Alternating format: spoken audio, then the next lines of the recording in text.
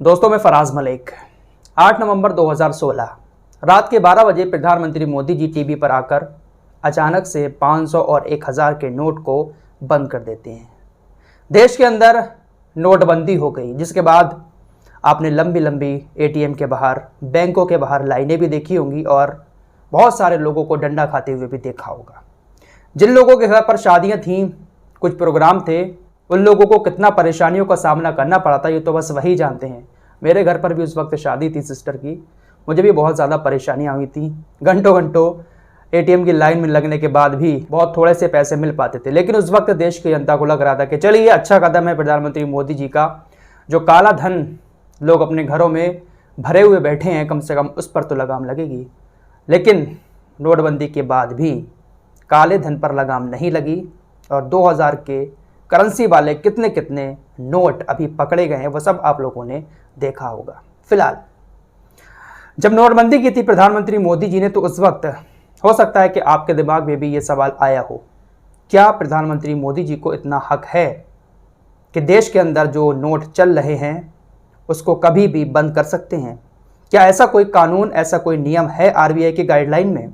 आइए इसी को लेकर थोड़ी सी जानकारी आपके सामने रखते हैं, क्योंकि सुप्रीम कोर्ट ने अब 6 साल के बाद आरबीआई और केंद्र सरकार से जवाब मांगा है कि आपने जो नोटबंदी की थी वो किस नियम के तहत की थी, आप हमें वो नियम बताएं। 2016 में जब प्रधानमंत्री मोदी जी ने नोटबंदी की थी, तो यही बात जानने के लिए कि किस कानून के तहत प्रधानमंत्री मोदी जी ने इन नोटों को बंद किया है, इसको लेकर एक विवेक शर्मा नाम के शख्स ने सुप्रीम कोर्ट में याचिका दायर की थी। तब से लेकर अब तक तकरीबन 58 याचिकाएं इसी बात को लेकर सुप्रीम कोर्ट में दायर की जा चुकी हैं। सिर्फ 3 याचिकाओं पर ही सुनवाई हुई है अब तक। मोदी जी के फैसले के खिलाफ सुप्रीम कोर्ट में याचिकाएं दायर होने के बाद 15 नवंबर 2016 को उस वक्त के चीफ जस्टिस टीएस ठाकुर ने मोदी सरकार के इस फैसले की तारीफ की थी और कहा था कि यह फैसला काले धन पर रोक लगाएगा। मोदी जी के नोटबंदी के फैसले के खिलाफ जिन लोगों ने याचिका दायर की थी, उन याचिकाकर्ताओं ने सुप्रीम कोर्ट में दलील दी कि भारतीय रिजर्व बैंक अधिनियम की धारा 26(2) किसी विशेष मूल्य वर्ग के करेंसी नोटों को पूरी तरह से बंद करने के लिए सरकार को अधिकृत नहीं देती है। धारा 26(2) केंद्र सरकार को एक खास सीरीज के करेंसी नोटों को रद्द करने का अधिकार देती है, ना कि संपूर्ण करेंसी नोटों को। तो जो नोटबंदी के खिलाफ याचिका दायर करने वाले याचिकाकर्ता थे, उन्होंने दलील दी आरबीआई की धारा 26(2) की कि इसके तहत केंद्र सरकार जो है वो एक सीरीज को तो बंद कर सकती है, जो सीरियल नंबर से नोट होते हैं उस सीरीज की करेंसी को तो बंद कर सकती है, लेकिन देश के अंदर सभी नोटों को एक साथ बंद करने का अधिकार आरबीआई की गाइडलाइन केंद्र सरकार को नहीं देती है। लेकिन इसके बावजूद भी केंद्र सरकार ने देश के अंदर चल रहे सभी 500 और 1000 के नोटों को बंद कर दिया।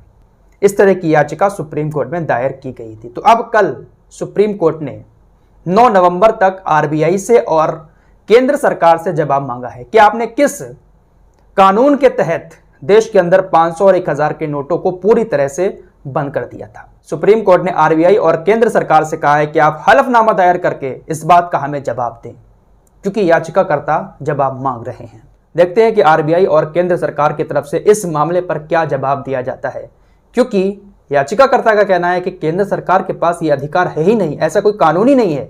एक करेंसी की सीरीज को तो केंद्र सरकार बंद कर सकती है, लेकिन सभी नोटों को एक साथ बंद नहीं कर सकती। देखते हैं कि भाई क्या होता है। इस रिपोर्ट में इतना ही, मिलते हैं एक और नई वीडियो के साथ, तब तक के लिए अपना ख्याल रखिए।